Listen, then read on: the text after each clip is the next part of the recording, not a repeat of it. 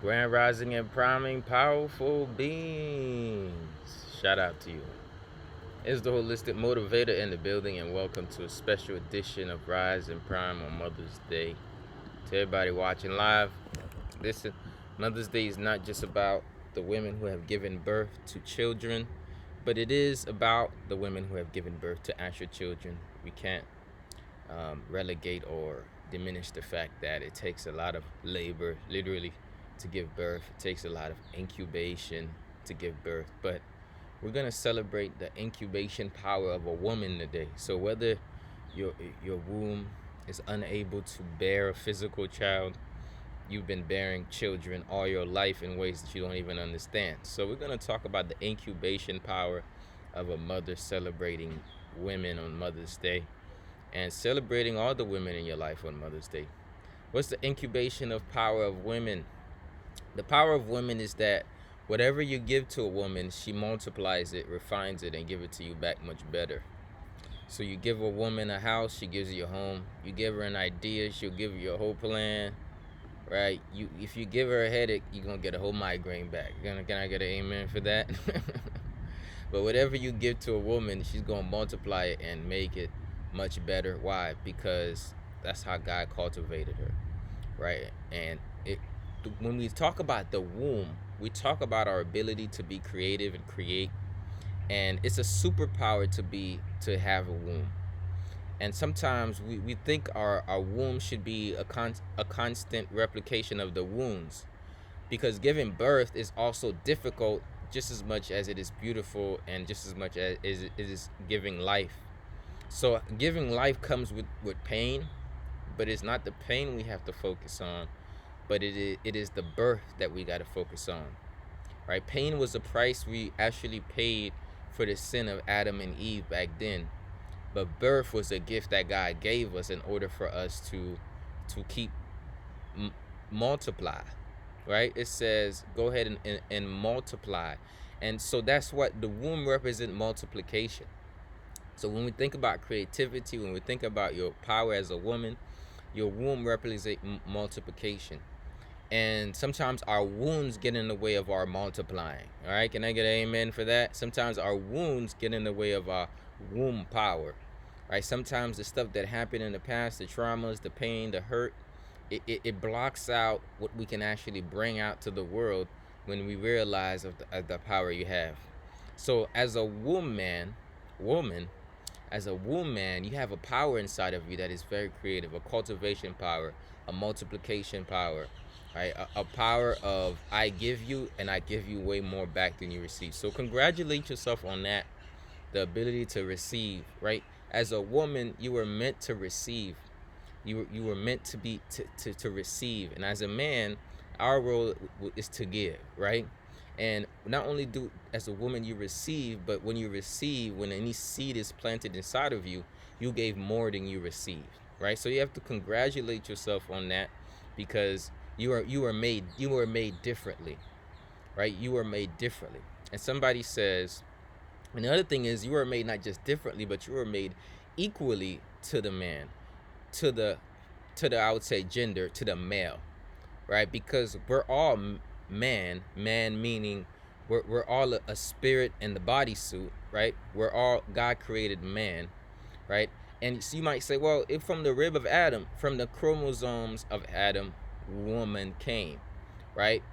And what that means is literally God created man, and from the male, female came out, but God created both of us to rule together with different roles, right? And we have to honor our roles as mothers. One of the major things that I see, well, not we, but you have to honor your role as a mother, whether you have a physical child or not. Because why? I said you are creating, you are multiplying. And somebody says, doesn't that take away from moms? I'm not trying to take away from mom. I'm just trying to show you that just because you are a woman, you have an ability to create and multiply, right? And I'm celebrating actual moms just as well I'm celebrating people who are barren. Why? Because you might think, yo, I don't have any children, or I can't have any children, or I don't have children yet, or I wish I had children, or this happened. What I want to let you know is Sometimes, here's one of the major things about women. When women walk in a certain place, the whole energy shifted. There's an elegance that God created you. It's like God created you as a gift, right? It was like it's not. It is not okay for man to be alone, or it's not okay for the male to be alone. God said, and He said, "I'm gonna create woman," and He really thought about it, and he God made you so perfect that He stunned Adam. He stunned Adam with Eve. Eve was like, "Man, who's that?" Right? God had to stun Adam with Eve, right? He made Adam out of the dirt, but he had to think about Eve. He pondered about that. He said, you know what? I need to make something a little bit more refined. So when God made woman, He refined you, right? He really thought about you. He really said, you know what? I'm gonna put an extra elegance in there. I'm gonna put some extra intuition in there. And sometimes what happens is, as a woman, you you you diminish your superpowers as weaknesses when they're your superpowers. Okay, so let's talk about intuition. Like, intuition is one of those superpowers, being able to feel. Sometimes somebody, okay, I think I should do that deal. The woman will say, I feel like you shouldn't deal with those people, right? They're a little bit too slimy. Don't even go over there, right? God gave you that extra a thing to rule with the man. So there's something about woman that the that the male does not have. There's something about female that the male does not have, and there are strengths of the male that the woman does not have. So we don't need to try to be the male. You don't need to try to be a male. You just need to understand of how beautiful you are as a woman, right? I'm a son, and being a son, the unconditional love of my mom is the most beautiful thing that there is. My dad loves me just as much, but the way that my mom embraces me, right? The way that I feel home at home, my mom. If I bring if I bring anything to my mom, she will multiply it, right? I bring her some food, I'm gonna get me some. I bring her some groceries, I'm gonna get some real good food. I don't remember the last time I brought my dad groceries and got some good food. I'm just gonna be real. He ain't never done that. I ain't never bring my dad no groceries and sat down and got me some good food. But if I bring my mom some pain, she'll give me back love and say, look, I love you in spite of whatever's going on. Even if she'll chastise me and be like, where your kids at? I'm like, Ma, I ain't got no kids yet. We ain't got, the wife ain't here yet. Even she'll be like, yo, where the kids at? I'm like, just be patient. The grandkids coming. The grandkids coming. But no matter what it is that you bring to your mother, she will kind of give it back. But somebody says, there are some people on the other side of the coin that says my mom was a bit toxic, or my environment didn't boom boom boom. Let me tell you something.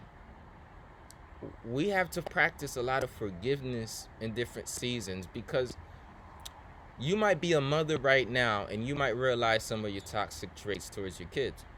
Should you feel bad about it? Absolutely not. But you should aim to improve. But that should tell you something about what stages of life is about.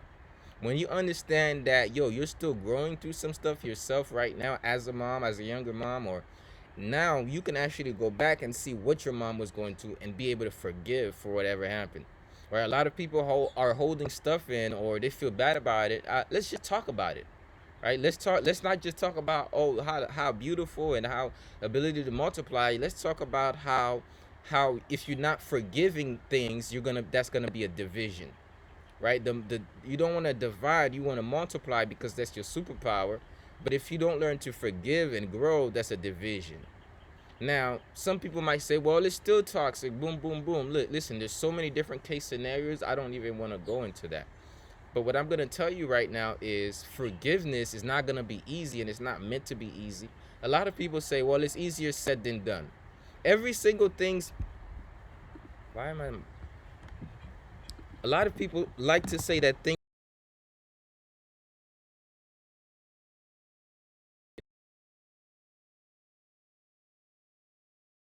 that's easy.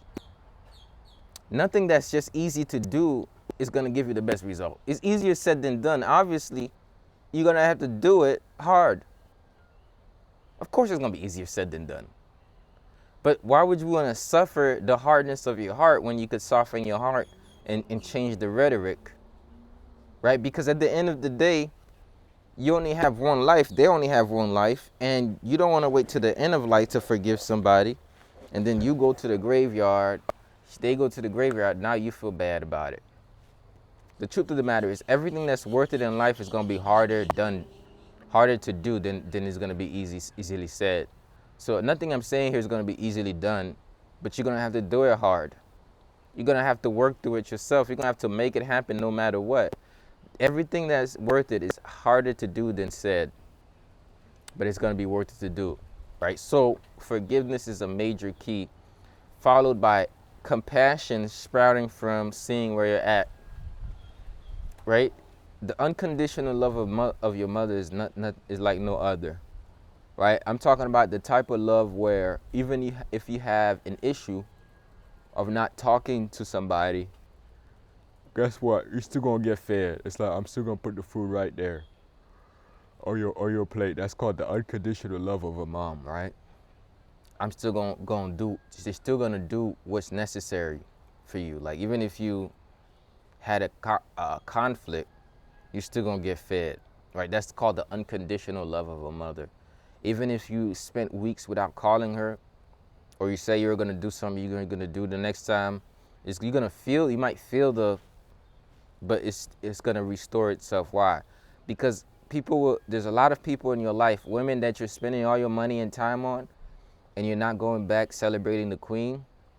Like, they gonna leave you and block you and forget about you forever, right? Or the men that you trying to or your girlfriends that you're trying to replace, your mom with, or the men that's taking both your dad's place, and then now it's taking you away from you forgot about your moms.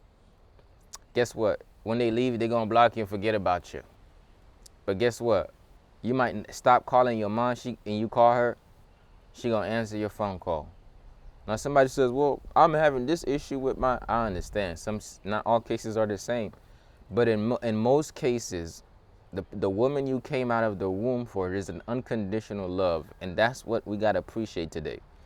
Now, normally, I would be like, I don't, I don't celebrate Mother's Day. Normally, I'd be like, I don't celebrate a holiday. Normally, people would be like, I don't celebrate. Obviously, I don't celebrate Christmas. There's a lot of holidays I don't celebrate, but I decided to start celebrating people on the holidays that I don't celebrate. Okay. Here's what I mean. I don't necessarily celebrate Christmas, but I celebrate family on Christmas. Why? Because everybody's about family on that day. And even though we couldn't pick a new day, it's just that the culture is so set up that we're going to celebrate it. I don't celebrate Mother's Day, but everybody and their mamas, you literally going to see everybody and their mamas today. So I got to celebrate your mom on Mother's Day. Why? Because somebody says, well, it's a pagan holiday, it's this and that. I totally understand how the whole system is set up. And every day should be your Mother's Day celebration. Every day you should do it. However, if you can do something today special, why not?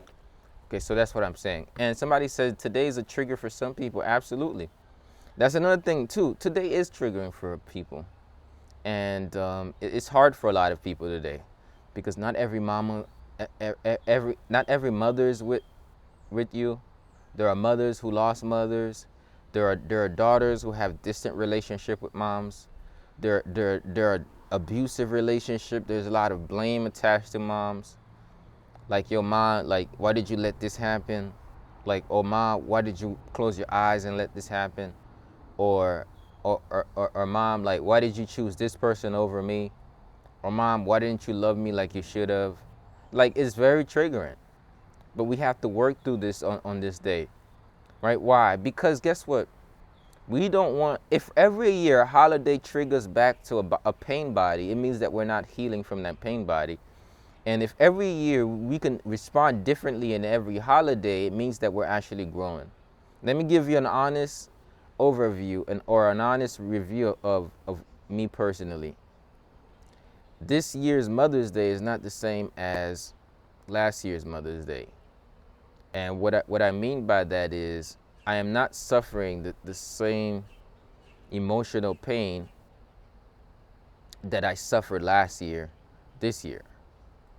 Okay, by that I mean, I'm not necessarily suffering any emotional pain. In fact, I'm celebrating.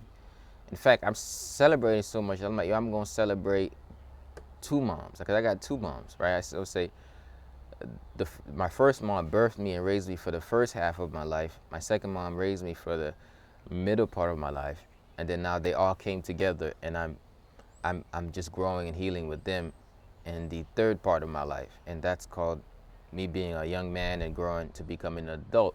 And I guess the fourth part is me just taking care of them, right? That's the fourth part of my life, right? That's me just buying them houses, homes, cars, setting up businesses for them. That's just like the fourth part, which I'm entering. I'm in the season of the fourth part of my life. So in this season, no matter what happened then, no matter what, all abandonment, I claim and I decree and declare that all abandonment challenges are currently eradicated from my life. I declare and declare that all resentment is eradicated from my heart. I decree and declare that all feelings of shame, guilt, blame is eradicated from my life. I declare and declare that all feelings of unworthiness is eradicated from my life. I decree and declare that we are in a season of abundance, of joy, of relationship, of love, of healing. I decree and declare that we see the good things rather than the bad things. I decree and declare that we stay in the side of joy and not on the side of shame or guilt or hurt. I decree and declare that we are healed from the expectations and start trading our expectations for appreciation. I decree and declare that we're no longer suffering our thoughts of our expectation of how it should have been, but we appreciate the fact that it was. I decree and declare that our hearts are softened, that our minds are open, and that our hearts are no longer holding the stresses of the past. So what I'm letting you know is you have to start to say, I'm going to create my own culture in this season. You know, I choose to create a new culture. I choose to around this time to not replay what happened or replay how I think about what happened, but literally change the tape of my perception of what happened. In this season, I'm changing the tape of my perception of what happened because I am seeing it differently. I'm wearing different lenses. I'm wearing a different viewpoint. I'm changing the way I see things because I know when I change the way I look at things, what I look at was going to start changing. In this season of my life, I'm choosing to change the way I look at things because I know when I change the way I look at things, what I look at will start changing. It's not because nothing happened. It's not because hurt didn't happen. It's not because everything turned out my way. It's not because they didn't make any mistakes, but it's because not only don't I want to suffer the mistakes they made, I don't want to be the one that's creating that same mistake by not letting it go. Let me tell you something right now. The mistakes you don't let go, you recreate. This is the truth and nothing but the truth. If you don't let go of a mistake that happened in the past, you're going to recreate the mistake in your future. That means the pain and trauma that you're currently suffering, if you actually don't let it go, is going to come back in your own child. It's going to come back in on your own child. The mother you're not forgiving, that forgiveness is not going to be given onto you. If you're not going to forgive your mom, you're going to have a kid not forgiving you when you have your kid. And part of healing is I need to let go enough so I can rewrite the story. Okay? I need to let go enough so I can rewrite the story. So let's practice letting go. Because once you don't let go, you become bitter. And now your bitterness going to start bleeding on the people you are now supposed to be raising with a different mentality, different mindset. Now let's go to another subject that's very hard. To the mothers who have lost mothers, to the daughters who have lost mothers, to the sons who have lost mothers, this is a season of honor, right? Honoring doesn't mean that we get the people that transition. Honoring means that they live inside of us forever. And when we think of them, we actually miss them because there's nothing like not having your mom right next to you, right? But there's something about having her inside of you. There's something about having her in your memories. There's something about having her lessons in your heart. There's something about having her DNA. There's something about being a spitting image of your mom. There's something about being able to carry her on in you. That's the beauty of it. So there's nothing we can do to get the people back that transition. But we can celebrate knowing that A, they're with God. We can celebrate knowing that B, they're in us. And we can celebrate knowing that C, that they did what they did. And we can speak of people not because we want to down other people with our grief, but because we want to keep them living with honor.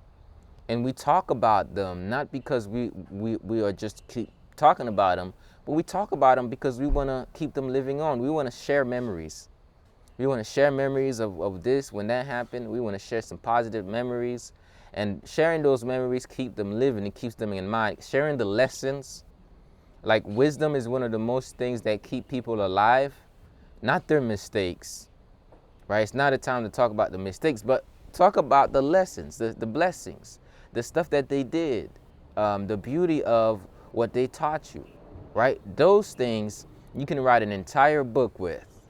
And in fact, you can even write those things down and create all types of things to bless your children with, so that way grandma, the wisdom from grandma still stays on. Grandma's recipes still live on. Grandma's saying still lives on. And that's how you start to turn your grief into honor. Grief into honor does not mean you get back the people you lost. It means that you keep them in you so much, you live by them so much, you honor them with your life, with your words, with your very essence. You do good deeds into the people that they do good deeds into.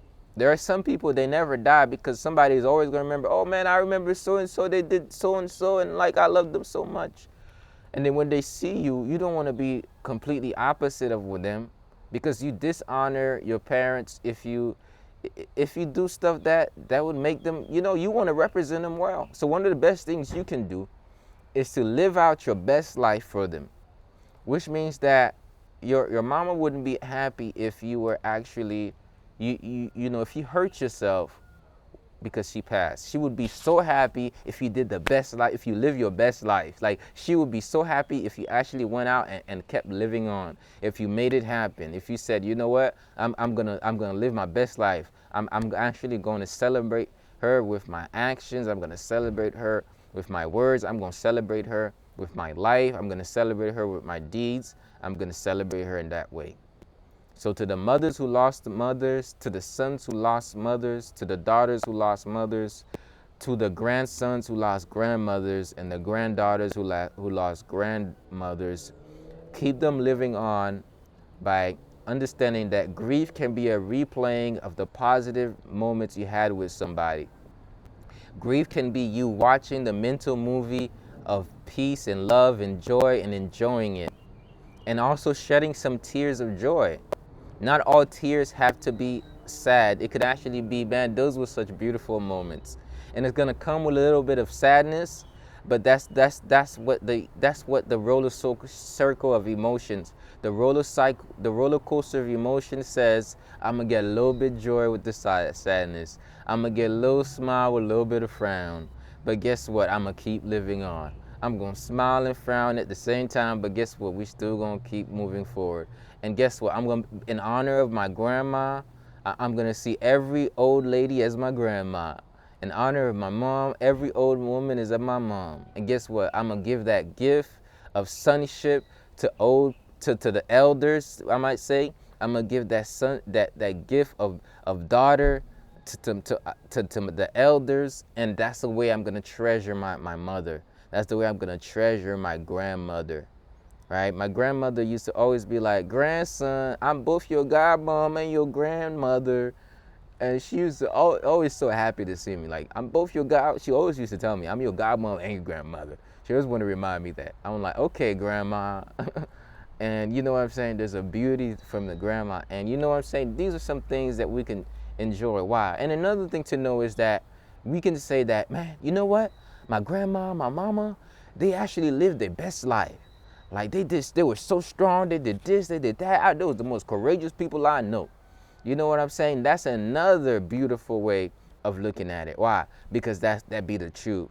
Because they grew up when it was rough, when it was tough, and they were doing that. They were making it happen, right? So we got to say, man, look at that courage, man.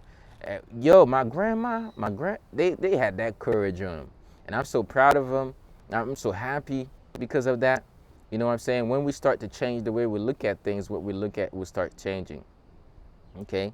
So sometimes we have to switch up how we perceive what it is that happened.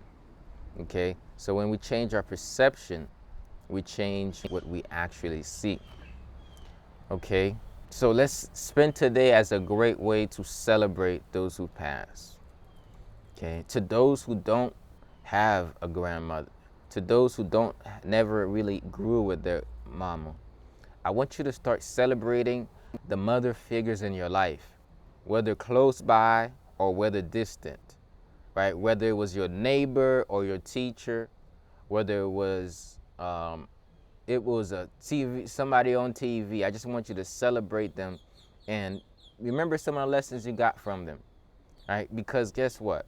Not all of us were raised with our moms. Not all of us was raised with a family. Or maybe you had an adopted family. I just want you to realize that somebody at some point in your life came through and mothered you. And you want to be grateful to them. You want to celebrate them in your heart.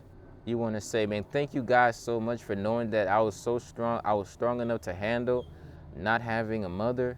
And yet you were still being able to provide me with so different mothers to help me along the way. I thank you, God. Right? Thank you guys so much for not, even though I didn't have a mom, you've blessed me with so many moms. Like when you are able to be in gratitude in moments of pain, you find solace. Let me say that again. Grace is solace. Grace is gratitude in the moment of pain. Solace is gratitude in the moment of pain. And grace allows you to give space between your pain and your gratitude, between your pain and what you gained. That's what grace does. There's a separation between pain and your gain. When you're able to see that, you know what, I actually have a little space to see that out of these tough moments, great things still happened, right? I still was made tough. I had it tough. It was not like most kids, but I became tougher, right? Somebody comment that I had it tough, but I became tougher. I had it tough, but I became tougher because of it. And you know what? Just because I had it tough doesn't mean I'm going to be tough on those I have. Just because I had it tough doesn't mean I'm going to be tough on those I have. Because even though I went through some tough times, I am softening my hearts. Even though I went through some challenging times, I am softening my heart. Even though I went through some turbulent times, I am softening my heart. I'm allowing grace to give me a space between the pain and the gains. And what I gained out of tough moments was stronger character. What I gained out of not having a mother is having multiple mothers. So grace is giving yourself space to see the difference between the pains and the gains. Let me tell you something. If you're a woman, you are a mother. Why? Because in your womb, you're able to give birth to a new version of yourself. You're able to give birth and you're able to multiply and increase whatever is given into you and receive. It's hard to multiply and conceive. It's hard to multiply. It's hard to multiply and conceive unless you receive. It's hard to multiply and conceive unless you receive. If you don't receive the seeds because you let your wound block your womb, you won't multiply and conceive. If you let your wounds, your pain, block your womb power, you won't multiply and conceive. Which means the same when you block out from pain, you block out from the joy of giving birth. You can't have a child without labor. You can't have a child without the pain of labor. So therefore, giving birth is going to be a little bit painful. And whether or not it's a new version of yourself, whether or not it's new character, a way of acting in the world, whether or not it's growing from pain, whether or not it's bringing out a business, whether or not it's being submissive, right? Submissive enough to take from the head of the household, whose head is actually Christ, and take what he gave you and multiply it. If you let your pain of wanting to reverse roles stop you from being what is says, what's the word again? Stop you from being I just said it. Stop you from okay, whatever. If you let your past pain make you too masculine, that you're not operating on your feminine side, you're not submissive enough, you don't submit to your husband or your man because you said, I've been doing it by myself this whole time, I don't know, right? Then you're gonna miss out on your gifting to be able to take and multiply, right? Because when you try to reverse roles, when you now all of a sudden want to be the giver, you miss your power of being able to receive. You block your womb power of being able to receive, conceive, and multiply. Why? Because your womb has gotten in the way of your womb. And what God is saying is your womb's got to get out of the way of your womb if you're going to really be in your true woman power and your womb man. And if you want to really cultivate the gifts that God gave you, it's time to stop running away from the pain. Your emotions are actually a superpower, but sometimes you're using too much logic. You're using too much logic that you're not being able to tap into your emotions, or sometimes you let your emotions cloud out all the logic and you're not understanding the male part, right? So sometimes you never really hear the logic behind what he's saying. You only want the emotion, so that therefore you're always defending yourself from stuff you should be receiving, conceiving, and multiplying, right? So sometimes in life, unless we've healed from, it's hard for us to cultivate towards. Unless we heal from, it's hard for us to give birth to. So this is a season of healing your wounds so it no longer get in the way of your womb. Okay, this is a season of healing your wounds so it no longer get in the way of your womb. So what wounds do you have to heal? Childhood wombs, adolescence wombs. What wombs do you have to heal? What wounds do you have to heal that's getting in the way of your womb? This is Mother's Day. It's time to change the culture. Shout out to everybody who's watching. Comment something in the chat. Let me know that you're watching. Let's blow this up a little bit, right? Somebody just comment one thing in the chat, right? Let me know that you're tapped in. I just want to say this is a season of healing wounds. This is a season of changing the way that you look at things. This is a season of changing your culture. This is a season of honor. This is a season of letting things go. This is a season of forgiveness. And this is a season of honoring that God gave you a special gift and choosing to use that gift in a way that's a blessing to those you love. And so that way you can be as loving as you were created to be. And that is my message, y'all, and I'm sticking to it. Shout out to everybody for tapping into this special edition of Rise and Prime on Mother's Day. I just want to remind y'all that you are full of power. You are full of creation power. God put something special inside of you. He thought about you when he was making you, and he made you as a gift to man, right? And by a gift to man, I don't mean a gift to the male. I'm talking about as a gift to man, you man, as a gift to humanity, right? As one who has the portal of life in her, the portal of life in her, right? Imagine how much grace Mary had, that the Messiah, in order to enter this realm from his realm, in order to get the bodysuit, had to go through Mary herself, right? So that is such a beautiful power that you have to start to honor it, because guess what you have? You have the portal of life in you.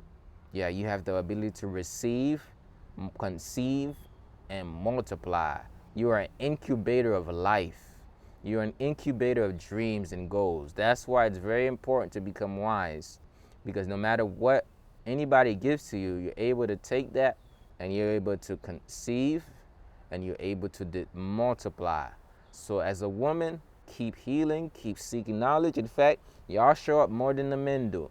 So guess what? Y'all doing the right thing. That's why some of the richest men, wisest men, or successful men actually it's the woman behind them that was helping them do all that healing. It's the woman behind them that was helping them refine those ideas. Y'all hear me? So sometimes they be getting the credit, but guess what? You be doing the work, right? You be doing the work in the background. People just don't see it. And guess what? That's the beauty and selflessness of a woman. And once you understand that and you realize that you're both ruling the kingdom together and you don't operate it out of your ego, but you like, you know what? We're both heirs in this. And guess what? I don't necessarily need all the credit. Look, my talent is going to make room for me. I'm going to get the credit where credit is due. However, and hopefully you have a husband that's always going to give back credit to you. What I'm saying is, or have a man that always gives back credit to you. However, once you're able to say, I'm going to become wise, my husband that's not going to give me an idea, and then I'm going to take the idea and say, well, you can't do that. Look at you in the past. You suck. You got to work, get a job. You know, don't be that type of woman. That's a vile woman. That's a woman of nagging. Don't be that woman. Be the woman who, when you're like, yeah, of course you can do it. Remember when you told me you were going to do that? What's holding you back? It's time for you to get on it. Be the woman that all this work, all these videos, all the healing, all the stuff that because y'all show up the most. Y'all show up more than any guy ever shows up. I'm telling you that 100%. There's something about guys that don't work on their spiritual tip. They focus on how to make the money, but they don't work on their spirit as much as y'all. So that's why the Bible says there's nothing better than to have a good woman who fears the Lord. And the Bible even talks about it is not your outer beauty that matters, it's the stillness and peace of your inner beauty. Some of y'all need to focus more on refining the beauty inside of you, then buying that clothes, wearing that. It don't even matter as much. You need to work on that peace and that inner beauty. In this next season, focus on your inner beauty more than you focus on your outer beauty. Because guess what? Everybody look beautiful outside nowadays. Even if they don't be, they covered it up with makeup that they look beautiful. But guess what? You can't make up the inner beauty, baby. You can only build up that inner beauty. So go ahead and build up your inner beauty, because it's gonna shine through outside. Your skin gonna start glowing. There's gonna be a peacefulness, a gracefulness about you. You're not gonna be like this no more. And guess what? You're gonna be way more attractive to the right guys. Look, outer beauty will get you attracted to the guys who want your body. Inner beauty is going to get you attracted to the guys who want to figure out what that soul is about. So the more you cultivate your inner beauty, the more you're actually going to attract the right spouse. Because why? They're going to be like, man, I remember what the word says. There's nothing better than a woman who fears and loves the Lord. And I feel the fear of the Lord in that woman. I feel the beauty. I feel the wisdom in that woman. Ooh, that woman's so wise. Ooh, I want to learn about that. Right? And that's how you're going to attract exactly what you're looking for. And if you don't yet have an actual physical family, and that will be the beginning point of mothering, is when you start to say, I got to work in myself. All right? So shout out to everybody. Remember, you have the unlimited power in you to cultivate the best version of yourself. But first, you have to believe it in order to achieve it. And until that happens, the world will forever miss all your talents, all your gifts, and all the great things that you have to offer. So remember, let your light shine, don't hide it, don't dim it. It's the Holistic Motivator, and I want to invite everybody to text me if you will. I want to get in my text messages. I be blessing folks with text messages. Text lifestyle or Mother's Day.